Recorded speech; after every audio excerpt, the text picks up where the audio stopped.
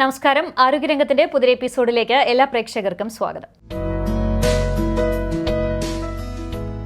നമ്മുടെ ശരിയായിട്ടുള്ള ആരോഗ്യ പ്രവർത്തനത്തിന് പല മൂലകങ്ങളും അനിവാര്യമാണ്. അതിൽ പ്രധാനപ്പെട്ട ഒരു ഘടകമാണ് കാൽസ്യവും അതുപോലെ തന്നെ വൈറ്റമിൻ ഡിയും.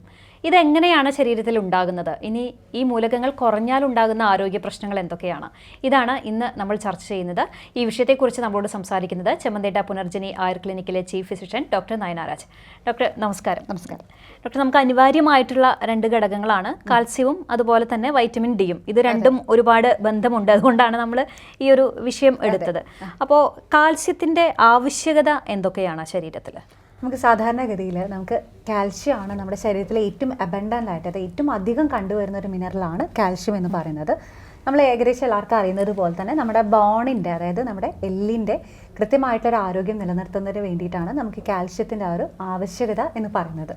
പക്ഷേ അത് മാത്രമല്ല, നമുക്ക് ബേസിക്കലി അറിയുന്ന ഒരു കാര്യം അതാണെന്നുണ്ടെങ്കിലും നമ്മുടെ ശരീരത്തിലെ ഒരുപാട് പ്രവർത്തനങ്ങളെ വളരെ സാരമായിട്ട് തന്നെ കാൽഷ്യത്തിൻ്റെ അഭാവം ഉണ്ടാക്കാറുണ്ട്. അപ്പോൾ അതുകൊണ്ട് തന്നെ കൃത്യമായിട്ടുള്ള രീതിയിൽ അതായത് മെയിൻറ്റെയിൻ ചെയ്ത് പോകുക എന്നുള്ളത് വളരെ അനിവാര്യമാണ്. അപ്പോൾ നേരത്തെ രമ്യ പറഞ്ഞതുപോലെ തന്നെ വൈറ്റമിൻ ഡിയും കാൽഷ്യം ഒരുപാട് സാമ്യതകളുള്ള കുറച്ച് കാര്യങ്ങളുണ്ട്. അതുപോലെ തന്നെ നമുക്ക് കാൽഷ്യം നമ്മുടെ ശരീരത്തിൽ കൃത്യമായിട്ട് ഉണ്ടാക്കിയെടുക്കാനായിട്ട് ഏറ്റവും ആവശ്യമായിട്ടുള്ള ഒരു വൈറ്റമിനാണ് വൈറ്റമിൻ ഡി എന്ന് പറയുന്നത്. അപ്പോൾ ഇത് രണ്ടും നല്ല രീതിയിൽ തന്നെ നമുക്ക് ഏകദേശം രണ്ടിനെയും അഭാവം ഒരേ രീതിയിൽ ഒരുപാട് സാമ്യമുള്ള രീതിയിലുള്ള ലക്ഷണങ്ങളാണ് ഇതിൻ്റെ അഭാവത്തിൽ ഉണ്ടാവാറുള്ളത്. അപ്പോൾ അതുകൊണ്ട് തന്നെ നമുക്കിത് ശരീരത്തിൽ വളരെ അഭിവാജ്യമായിട്ടുള്ളൊരു ഘടകമാണ് എന്നുള്ളത് നമുക്ക് കണക്കാക്കാവുന്നതാണ്. ഇപ്പോൾ കാൽസ്യം കുറവാണ് ശരീരത്തിൽ, അതെങ്ങനെയാണ് നമുക്ക് സിംറ്റംസിലൂടെ മനസ്സിലാക്കാൻ സാധിക്കുന്നത്?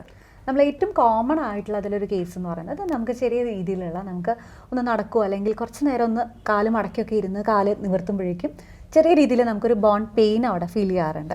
അതുപോലെ തന്നെ ചില ആളുകൾക്ക് രാത്രി മിക്ക ദിവസങ്ങളും എല്ലാവരും പറയാറുള്ള കംപ്ലയിൻ്റ് ആണ് മസിൽ സ്പാസ്, അതായത് കാല് ഉരുണ്ട് കയറുക അല്ലെങ്കിൽ കാലിൽ മസിൽ പിടിക്കുക എന്നൊക്കെ പറയുന്ന രീതിയിലുള്ള ലക്ഷണങ്ങൾ കാൽഷ്യം കുറഞ്ഞു വരുമ്പോൾ നമുക്ക് കണ്ടുവരാറുണ്ട്. അതുപോലെ തന്നെയാണ് നമുക്ക് മസിൽ പെയിനും. സാധാരണഗതിയിൽ തന്നെ നമുക്ക് മസിൽ പെയിനും ബോൺ പെയിനും ഏകദേശം സിമിലർ ആണ്. മസിൽ പെയിൻ്റെ ഒരു പ്രത്യേകത എന്ന് പറയുമ്പോൾ കൂടുതലായിട്ട് നമ്മളത് അറിയാറുള്ളത് നമ്മുടെ കാലിൻ്റെ കാഫ് മസിൽ എന്ന് പറയുന്ന ഒരു ഭാഗത്താണ്.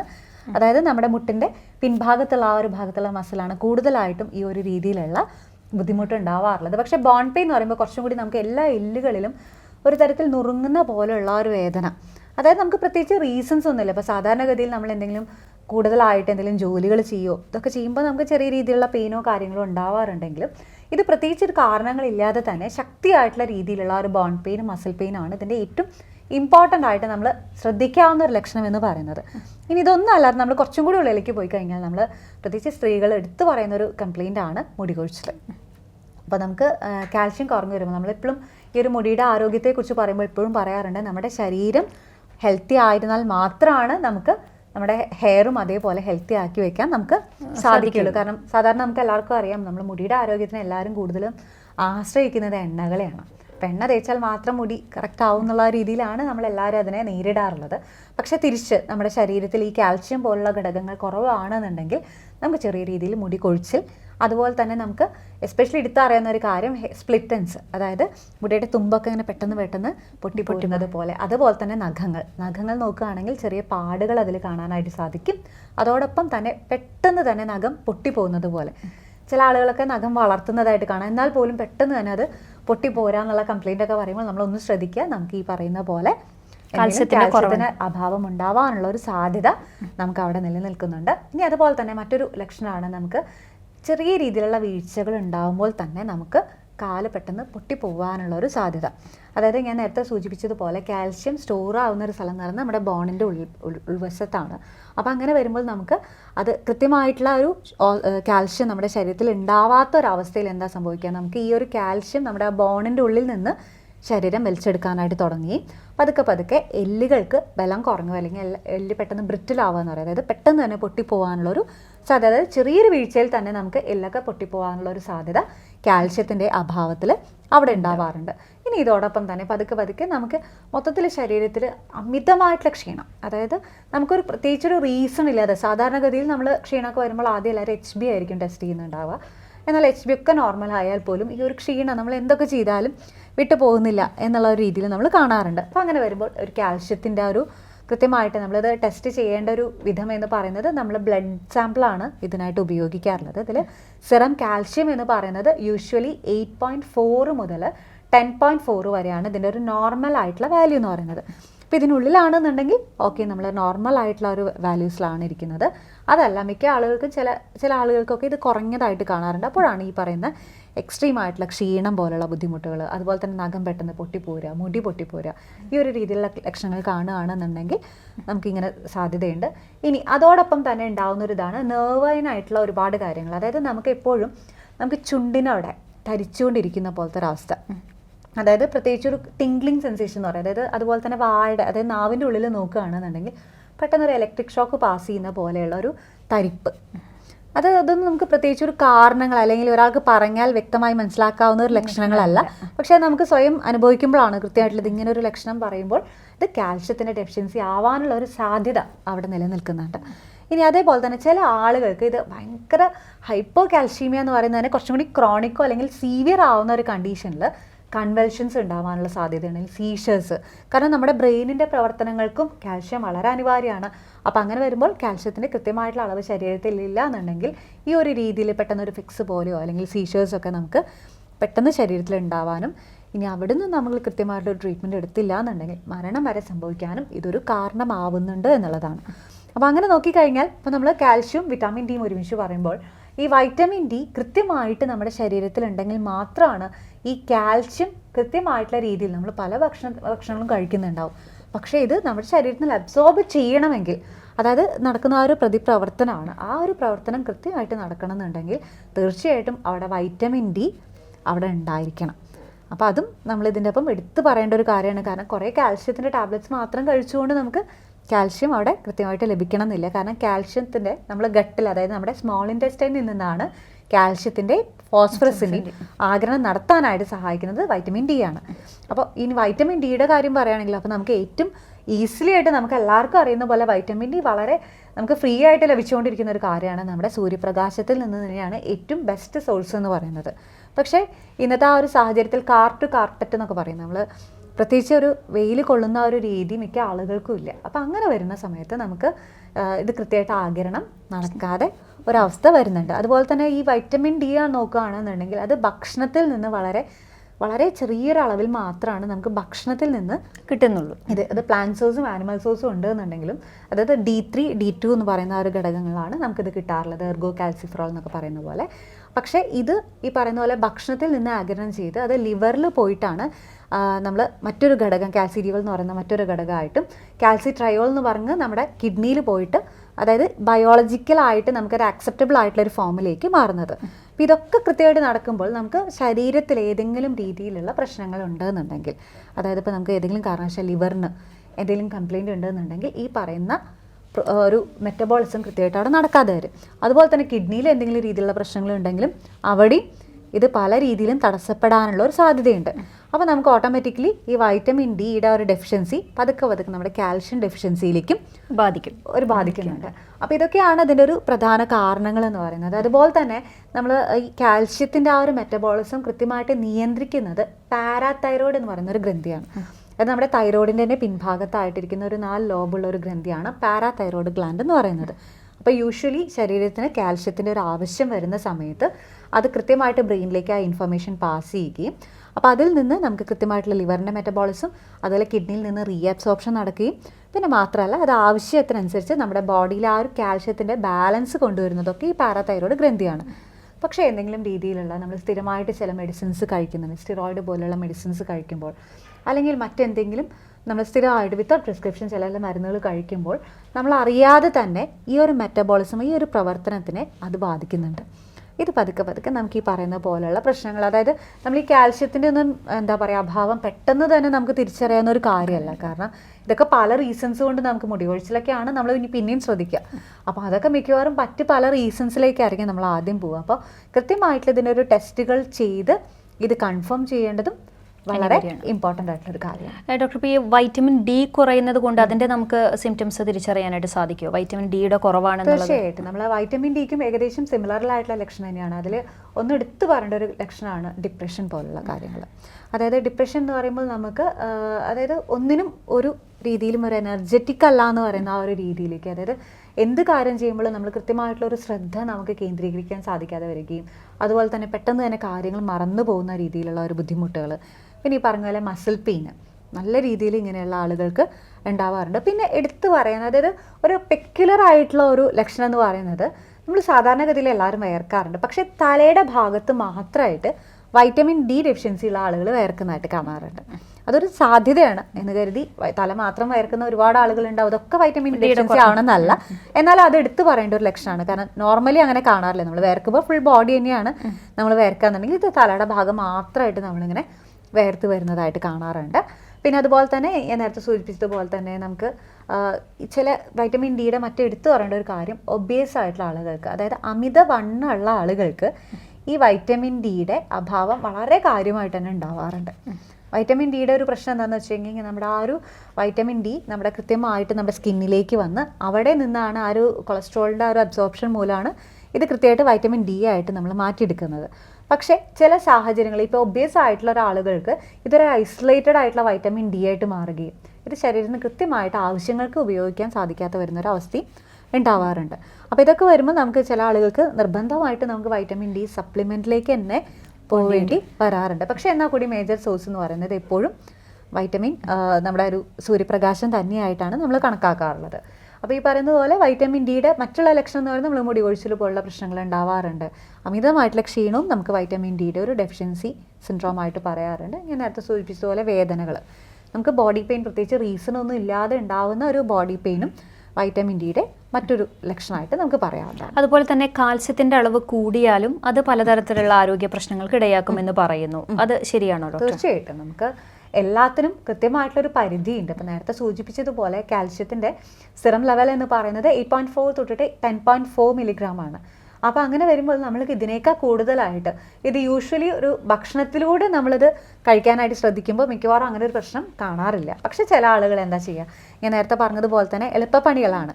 അതായത് ചിലർ പറയാറുണ്ട്, നമ്മൾ മെഡിസിൻസ് നമ്മൾ യൂഷ്വലി ഒരു ഹിസ്റ്ററി ടേക്കിംഗ് എന്നുള്ള ഒരു അവസ്ഥയിൽ നമ്മളെല്ലായിടത്തും എന്തെങ്കിലും മരുന്നുകൾ കഴിക്കാറുണ്ടോ ചോദിക്കാറുണ്ട്.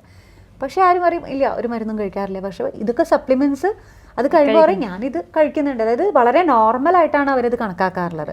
പക്ഷെ കഴിക്കുന്ന സമയം ചോദിച്ചു കഴിഞ്ഞാൽ ചിലപ്പോൾ പറയും ഇപ്പോൾ ഒരു വർഷമൊക്കെ ആയി നമ്മൾ കഴിക്കുന്നുണ്ട്. അപ്പോൾ ഇത്രയൊക്കെ ആവശ്യം നമ്മുടെ ശരീരത്തിനുണ്ടോ എന്നുള്ളത് നമ്മൾ ആദ്യം മനസ്സിലാക്കേണ്ടതുണ്ട്. അതായത് മറ്റുള്ള ആരോഗ്യ പ്രശ്നങ്ങളൊന്നും ഇല്ലാത്ത പക്ഷം നമുക്ക് ഇതിന് കൃത്യമായിട്ട് നമ്മുടെ ശരീരത്തിന് തന്നെ ഇതൊക്കെ ഉണ്ടാക്കിയെടുക്കാനുള്ള ശേഷി ഉണ്ടെന്നിരിക്കെ നമ്മൾ ഈ സപ്ലിമെൻറ്റിനെ ആശ്രയിക്കേണ്ട ആവശ്യകതയില്ല. അങ്ങനെ ഉണ്ടാവണമെന്നുണ്ടെങ്കിൽ ഞാൻ നേരത്തെ പറഞ്ഞല്ലോ, നല്ല ഒബിയസ് ആയിട്ടുള്ള ഒരു വ്യക്തിയാണ്. അപ്പോൾ അവർക്ക് ഈ പറയുന്നത് പോലെ വിറ്റാമിൻ ഡിയുടെ അബ്സോർപ്ഷൻ കുറയാനുള്ള ഒരു സാധ്യതയുണ്ട്, അതുവഴി കാൽഷ്യം കുറയാനുള്ള ഒരു സാധ്യതയുണ്ട്. അപ്പോൾ അതുകൊണ്ട് തന്നെ അവർക്ക് ഈ പറയുന്ന പോലെ ചിലപ്പോൾ സപ്ലിമെൻറ്റ് വേണ്ടി വന്നേക്കാം. അതും കൃത്യമായിട്ടുള്ള ഒരു ടൈം പീരീഡ് അത് വളരെ ഇമ്പോർട്ടൻ്റ് ആണ്. നമ്മളൊരു മരുന്ന് തന്നു കഴിഞ്ഞാൽ ഇങ്ങനെ കാലാകാലങ്ങൾ കഴിച്ചുകൊണ്ടിരിക്കുക എന്നുള്ളതല്ല. അപ്പോൾ അത് കഴിക്കുക, കൃത്യമായിട്ടൊരു 2 to 3 months കഴിച്ചു കഴിഞ്ഞാൽ നമ്മളൊന്ന് ടെസ്റ്റ് ചെയ്ത് നോക്കുക, ശരീരത്തിലേക്ക് ആവശ്യത്തിനുള്ളത് എത്തിയിട്ടുണ്ടോ അല്ലെങ്കിൽ നോർമൽ ആയിട്ടുണ്ടോ. ഇനി ആ മരുന്ന് കഴിച്ചിട്ടും നമുക്ക് കൃത്യമായിട്ട് കാൽഷ്യത്തിൻ്റെ ഒരു മെറ്റബോളിസം നടന്നിട്ടില്ല, അല്ലെങ്കിൽ കാൽഷ്യത്തിൻ്റെ വാല്യൂ അവിടെ കൂടിയിട്ടില്ല എന്നുണ്ടെങ്കിൽ തീർച്ചയായിട്ടും മറ്റെന്തോ ആരോഗ്യ പ്രശ്നം അവിടെ നിലനിൽക്കുന്നുണ്ട്. അതെന്താണെന്ന് തിരിച്ചറിഞ്ഞ് അതിനുള്ള ട്രീറ്റ്മെൻറ്റാണ് നമ്മൾ ആദ്യം അവിടെ കൊടുക്കേണ്ടതുണ്ട്. ഇപ്പോൾ നേരത്തെ പറഞ്ഞതുപോലെ ഇപ്പോൾ ഒരു ഹൈപ്പർ പാരാതൈറോയിഡിസം പോലെയുള്ള കണ്ടീഷൻ ഉണ്ടെന്നുണ്ടെങ്കിൽ അതാണ് അവിടെ നമ്മൾ കറക്റ്റ് ചെയ്യേണ്ടത്. അല്ലാതെ നമ്മൾ ഈ പറയുന്ന പോലെ വെറുതെ കാൽഷ്യം സപ്ലിമെൻറ്റ് മാത്രം കഴിച്ചുകൊണ്ടിരിക്കുക എന്നുള്ളതല്ല. അങ്ങനെ ചെയ്തു കഴിഞ്ഞാൽ നമുക്ക് ഈ പറഞ്ഞ വാല്യൂസിനേക്കാൾ കൂടുതലായിട്ട് നമ്മുടെ ശരീരത്തിൽ കാൽഷ്യം നിലനിന്ന് കഴിഞ്ഞ് കഴിഞ്ഞാൽ നമുക്ക് കിഡ്നീനെ ആദ്യം ബാധിക്കുന്ന ഒരു അവസ്ഥ എന്ന് പറയുന്നത് നമുക്ക് കിഡ്നി സ്റ്റോണുകൾ ഉണ്ടാവാനുള്ള ഒരു സാധ്യതയുണ്ട്.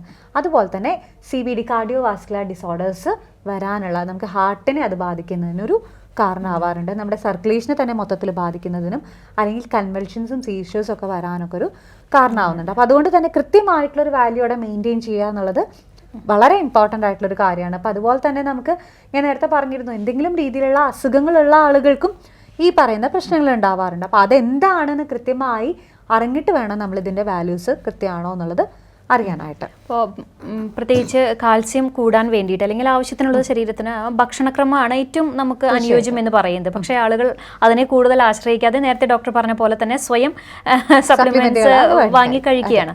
അപ്പോൾ ഈ കാൽസ്യം കൂടാനായിട്ട് നമുക്ക് കഴിക്കാവുന്ന ഭക്ഷണങ്ങൾ ഏതൊക്കെയാണ്? നമ്മൾ യൂഷ്വലി നമ്മൾ അവൈലബിൾ ആയിട്ടുള്ള നട്ട്സ് ഒക്കെ വളരെ നല്ല രീതിയിൽ നമുക്ക് ഈ ഒരു കാൽഷ്യത്തിൻ്റെ ആ ഒരു പ്രൊഡക്ഷൻ ശരീരത്തിൽ നടത്താനായിട്ട് സഹായിക്കുന്നതാണ്.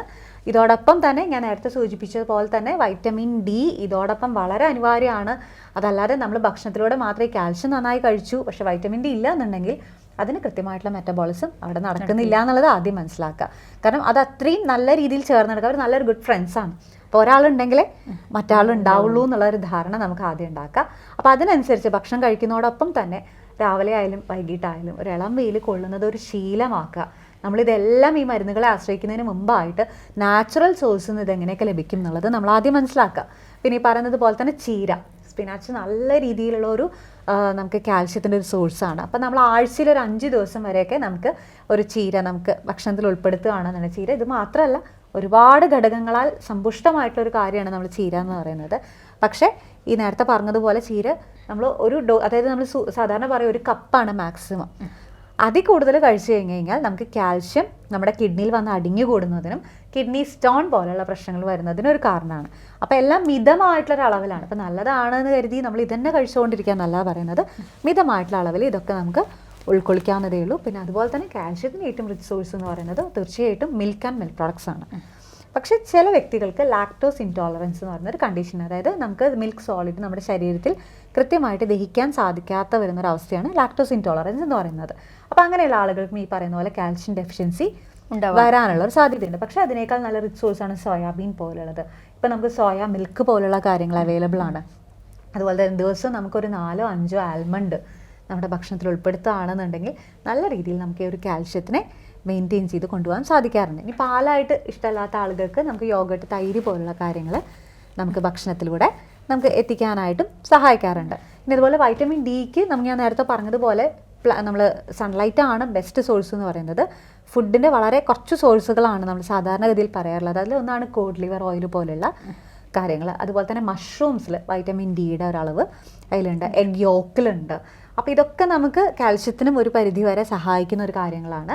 അപ്പോൾ ഇതൊക്കെ നമുക്ക് നല്ല രീതിയിൽ ഭക്ഷണത്തിൽ ഉൾക്കൊള്ളിക്കുകയാണ് എന്നുണ്ടെങ്കിൽ തീർച്ചയായിട്ടും നമുക്ക് നാച്ചുറലി തന്നെ ഇത് ഇമ്പ്രൂവ് ചെയ്തെടുക്കാനും അതുപോലെ തന്നെ നമ്മുടെ ബോൺ സ്ട്രെങ്ത്ത് ഉണ്ടാക്കിയെടുക്കാനൊക്കെ ഹെൽപ്ഫുൾ ആയിട്ടുള്ള ഒരു കാര്യമാണ്. ഇപ്പോൾ സാധാരണ കാൽസ്യം കുറവാണെന്ന് പലർക്കും അറിയാം.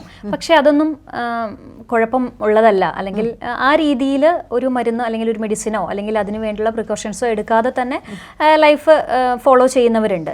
അതിൻ്റെ സങ്കീർണ അവസ്ഥ എന്താണ് ഡോക്ടർ? തീർച്ചയായിട്ടും നമുക്ക് അത് ബോൺ ഹെൽത്തിനാണ് സാരമായിട്ട് അത് ബാധിക്കുന്നത്. പ്രത്യക്ഷത്തിൽ നമുക്ക് എടുത്തു പറയാവുന്നൊരു കാര്യം എന്ന് പറയുന്നത് നമ്മൾ ചെറിയ എന്തെങ്കിലും വീഴ്ച വീഴുമ്പോൾ തന്നെ അത് ഫ്രാക്ചറിലേക്ക് പോകുന്നതിനും, അതായത് നമുക്ക് യൂഷ്വലി ഇപ്പോൾ ഒരാൾ വീഴാന്നുണ്ടെങ്കിൽ അപ്പം തന്നെ എല്ല് പൊട്ടുക എന്നുള്ളതല്ല. അതൊക്കെ നമുക്ക് ബേസിക്കലി നമ്മുടെ എല്ലിനെ തന്നെ അത് താങ്ങി നിർത്താനുള്ള ബോൺ ഡെൻസിറ്റി, ചില ആളുകൾ ബോൺ ഡെൻസിറ്റി ഒക്കെ ചെക്ക് ചെയ്യാറുണ്ട്. അപ്പോൾ അതിൽ ആ ഒരു മിനറൽ ബോൺ ഡെൻസിറ്റി ഈ ഒരു കേസുകളിൽ കുറവായിരിക്കും. അപ്പോൾ അതുകൊണ്ട് തന്നെ ചെറിയ രീതിയിലുള്ള ഒരു ഇത് വീഴുമ്പോഴേക്കും അത് എല്ല് പൊട്ടിപ്പോകുന്നതിന് അല്ലെങ്കിൽ ഓസ്റ്റിയോപോറോസിസ് പോലെയുള്ള കണ്ടീഷൻസ് നമുക്ക് അറിയാം. ഒരു ഏജ് ഗ്രൂപ്പ് കഴിഞ്ഞാൽ ഇതൊക്കെ നോർമലാണ്. നമുക്ക് ചില ആളുകൾക്ക് എല്ലിൽ ചെറിയ രീതിയിൽ തേയ്മാനം പോലുള്ള പ്രശ്നങ്ങളോ അല്ലെങ്കിൽ എല്ലിൻ്റെ ആ ഒരു ബലം കുറഞ്ഞു വരുന്നതൊക്കെ നോർമലാണ്.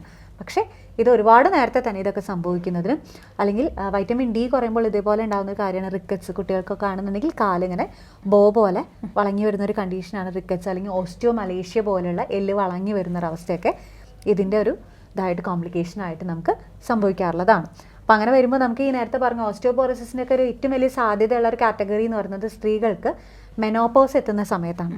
അപ്പോൾ നമുക്ക് ആ ഒരു സമയത്ത് ഉണ്ടാകുന്നത് നമുക്ക് ഈസ്ട്രോജൻ എന്ന് പറഞ്ഞൊരു ഹോർമോണിൻ്റെ അളവ് കുറഞ്ഞു വരികയും ഈ ഈസ്ട്രോജനും ഒരു പരിധി വരെ നമ്മുടെ കാൽഷ്യം മെറ്റബോളിസത്തിനെ സഹായിക്കുന്നുണ്ട്. അപ്പോൾ സ്ത്രീകൾക്ക് പൊതുവേ നമ്മൾ യൂഷ്വലി ഈ ഒരു സമയത്ത് നമ്മൾ ഒരുപാട് ഡയറ്ററി മാനേജ്മെൻറ്റ് പറയാറുണ്ട്. അതായത് കൃത്യമായിട്ട് ഇന്ന ഭക്ഷണങ്ങൾ നമ്മൾ ഈ ഒരു സമയത്ത് കഴിക്കണം എന്ന് നിർബന്ധം പറയാറുണ്ട്. പക്ഷേ മിക്ക ആളുകളും നമുക്കറിയാം, നമ്മുടെ എസ്പെഷ്യലി ഒരു ഇന്ത്യൻ ഇത് വെച്ച് നോക്കിക്കഴിഞ്ഞാൽ സ്ത്രീകൾക്ക് അങ്ങനെ പ്രത്യേകിച്ചൊരു ഭക്ഷണക്രമം എന്നുള്ളതില്ല. എല്ലാവരും എന്താണോ കഴിക്കുന്നത് അതിൻ്റെ മിക്കവാറും ബാക്കിയാക്കണ്ട എന്ന് പറഞ്ഞ് കഴിക്കുന്ന കുറച്ച് കാര്യങ്ങളുണ്ട്. അപ്പോൾ അത് ഒരു ഏജിനനുസരിച്ച് നമ്മളൊരു വ്യത്യാസങ്ങളും വരുത്താറില്ല. അത് പലപ്പോഴും ഈ ഒരു രീതിയിലുള്ള ആരോഗ്യ പ്രശ്നങ്ങൾക്ക് വഴിവെക്കുന്നതായിട്ട് കാണാറുണ്ട്. അപ്പോൾ ആ ഒരു രീതിയിലുള്ള അത്യാവശ്യമാണ് എന്നുണ്ടെങ്കിൽ നമുക്ക് സപ്ലിമെൻറ്റിലേക്ക് പോകാനും, എന്നാൽ സപ്ലിമെൻറ്റ് കൃത്യമായിട്ടുള്ള ഒരു ടൈം പീരീഡിൽ മാത്രം കഴിക്കുന്നതിനും കൃത്യമായിട്ടുള്ള ടെസ്റ്റുകൾ ചെയ്യുന്നതിനും അവിടെ ശ്രദ്ധിക്കേണ്ടതുണ്ട്. ഓക്കെ ഡോക്ടർ, അപ്പോൾ നമ്മൾ ഇന്ന് ചർച്ച ചെയ്തത് കാൽസ്യവും വൈറ്റമിൻ ഡിയും അത് കുറഞ്ഞാലും അതുപോലെ തന്നെ കൂടിയാലും ഉണ്ടാകുന്ന വിവിധ ആരോഗ്യ പ്രശ്നങ്ങളെക്കുറിച്ചാണ്. ഡോക്ടർ വളരെ കൃത്യമായി തന്നെ പറഞ്ഞു തന്നു. നമ്മൾ കൂടുതലായിട്ട് സപ്ലിമെൻ്റ് ആണ് കൂടുതൽ ആളുകളും ആശ്രയിക്കുന്നത്. പക്ഷേ നമ്മുടെ ഡെയിലി ലൈഫിൽ തന്നെ നമ്മൾ ഉപയോഗിക്കാവുന്ന ഭക്ഷണ രീതികളിൽ തന്നെയാണ് ഇത്തരത്തിലുള്ള വൈറ്റമിൻ ആയാലും അല്ലെങ്കിൽ കാൽസ്യം പോലുള്ള മൂലകങ്ങളായാലും നമ്മുടെ ശരീരത്തിലേക്ക് എത്തേണ്ടത്. ആരോഗ്യരംഗത്തിന്റെ ഇന്നത്തെ അധ്യായം ഇവിടെ പൂർണ്ണമാകുന്നു. അടുത്ത എപ്പിസോഡിൽ മറ്റൊരു വിഷയവുമായി കാണാം. നന്ദി, നമസ്കാരം.